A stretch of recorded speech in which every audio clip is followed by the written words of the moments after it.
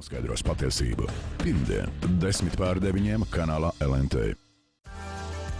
Šovakar bez 29. raidījums Degpunktā. Pēc tam psiholoģiskais raidījums Glābiet mūsu ģimeni. Bet vēlāk humora šovs Greizais spogulis. Dārza sezona kā rauta veikalos. Kā rauta sapņo plāno, īsteno.